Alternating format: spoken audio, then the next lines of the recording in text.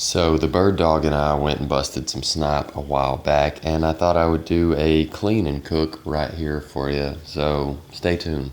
These are super neat, weird looking birds, huge bill, and then they have like a turkey feather gobbler thing on the back here. Looks just like a turkey, check that out.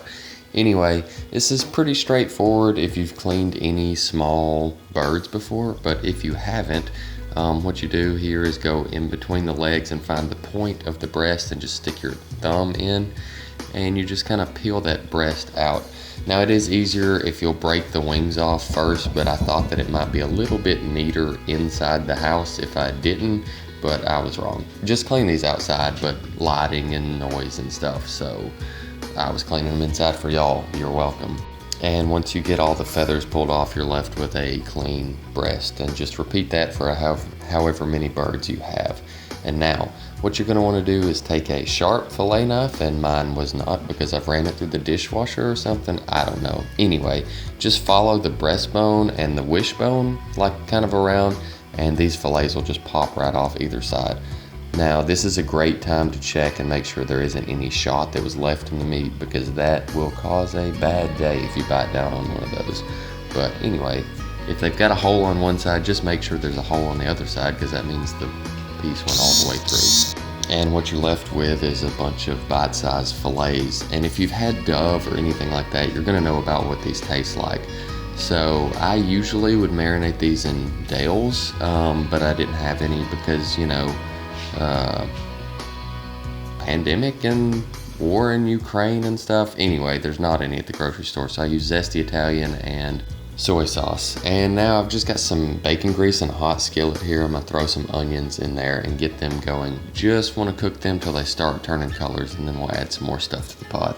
I do throw a little bit of salt in here to help draw out some of that moisture and speed the process along. And then I take a can of drained chunked pineapples and I dump that in there with them and let them get cooking. I came up with this because I was really lazy and wanted to make kebabs one day, but I was like, I don't want to mess with skewers and stuff, so I'm just going to throw everything I would put on a kebab in a skillet and see what happens. Of course, any kind of peppers or anything would be great in this, but I didn't have any. Also, bacon would be good in this, but have you seen the price of bacon lately? I spent enough money on shells trying to shoot these birds, so trying to keep this a little bit more budget friendly. Throw whatever seasoning you would grill with on these things. I've got some seasoning salt, some cayenne pepper, garlic powder, stuff like that. Go crazy with it. And then I'm just gonna move these over to the side and just try and sear these as best I can. They're not gonna come out perfect because you marinated them, too much moisture, but they'll cook fast, minute and a half per side, and then just mix everything together and kill the heat. It's a really good way to kind of just dress up something if it's raining or cold and you don't want to get out and grill.